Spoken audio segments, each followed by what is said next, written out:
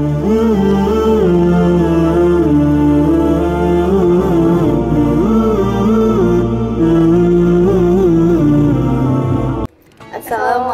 warahmatullahi wabarakatuh. Perkenalkan, nama saya Adisya Ramadjani. Nama saya Ismi Fidaulia. Di sini kami akan mengajukan 6 pertanyaan mengenai zakat dan juga puasa. Berikut untuk pertanyaannya. Baik, pertanyaan pertama. Bila suami dan istri sama-sama bekerja, apakah suami saja yang berkewajiban membayar zakat, profesi, atau dua-duanya? Setiap orang yang bekerja mendapatkan penghasilan. Maka menurut para ulama yang mendukung adanya zakat profesi, wajib untuk mengeluarkan zakat profesinya. Sehingga meski suami istri adalah satu kesatuan, namun karena masing-masing bekerja, maka masing-masing terkena kewajiban mengeluarkan zakat profesi. Prinsipnya, siapa yang mendapatkan pemasukan, maka dia wajib mengeluarkan sebagian harta dari apa yang didapatkan. Baik, untuk pertanyaan yang kedua, presentasi zakat yang dikeluarkan apakah dari seluruh penghasilan yang kita dapat atau dari gaji pokok saja? Oke, untuk presentasi zakat profesi adalah 2,5% dari gaji atau pemasukan. Bentuknya bisa berbentuk gaji, upah, honor, insentif, mukafaah, persen, dan sebagainya. Baik sifatnya tetap ataupun rutin, atau bersifat temporal atau sesekali. Memang ada perbedaan pandangan pada ulama, namun bukan pada masalah gaji pokok dan bonusnya, melainkan pada masalah penghasilan kotor atau penghasilan bersih. Baik, untuk pertanyaan yang ketiga, siapa saja yang menerima zakat? Untuk yang menerima zakat itu ada 8. Yang pertama ada fakir, adalah orang yang tidak punya apa-apa atau punya sedikit kecukupan tapi kurang dari setengahnya. Kemudian yang kedua ada miskin, orang yang mendapatkan setengah kecukupan atau lebih tapi tidak memadai. Kemudian yang ketiga ada amil, yaitu pengurus zakat.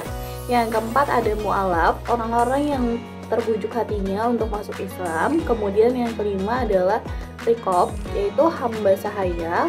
Kemudian yang keenam ada gari.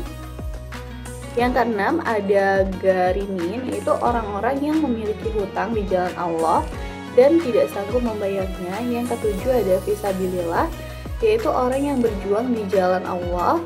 Yang kedelapan ada ibnu sabil, yaitu orang yang dalam perjalanan karena Allah yang tidak memiliki biaya untuk kembali ke tanah airnya.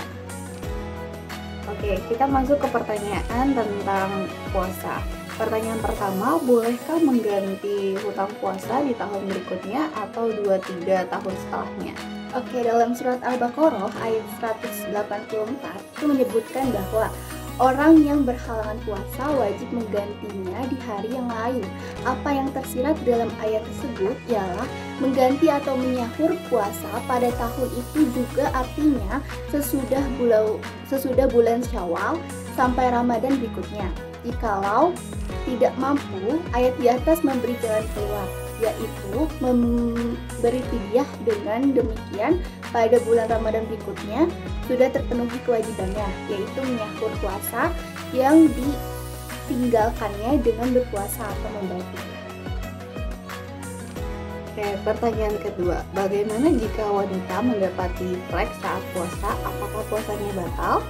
Oke, bagi wanita yang berhalangan untuk puasa karena haid tersebut, dia punya kewajiban untuk mengqadha puasa di hari lain.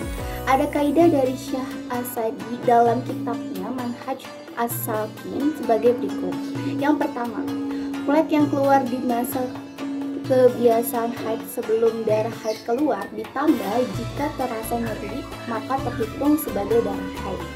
Yang kedua, flek yang keluar pada masa kebiasaan haid maka dianggap bukan darah haid. Yang ketiga, flek yang keluar setelah darah haid dan masih bersambungan maka dianggap darah haid.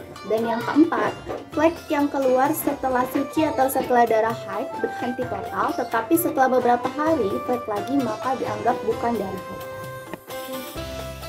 Pertanyaan ketiga, apakah fidyah yang dibayarkan itu berupa makanan mentah atau matang?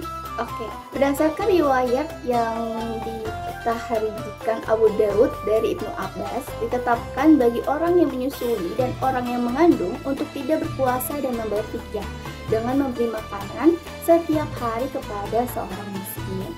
Menurut riwayat Bukhari dari Abu Hurairah, ketika Nabi SAW didatangi orang yang harus membayar denda atau kafarah karena melakukan sesuatu yang merusak puasanya, padahal ia tidak mampu membayar fidyah, maka Nabi memberi buah tamar. Tamar itu adalah buah kurma yang sudah masak secara alami. Dan berdasarkan hadis di atas, maka dapat diperoleh pengertian bahwa makanan untuk fidyah itu boleh yang mentah atau yang sudah dimasak. Kalau yang sudah dimasak tentunya harus disertai dengan lauk-pauk sekaligus. Sekian pertanyaan dan jawaban seputar puasa Ramadan dan zakat dari Saya Disha Ramadiani dari Ismi Fidawiyah. Lebih dan kurangnya mohon maaf. Wabillahi taufiq wal hidayah. Wassalamualaikum warahmatullahi wabarakatuh.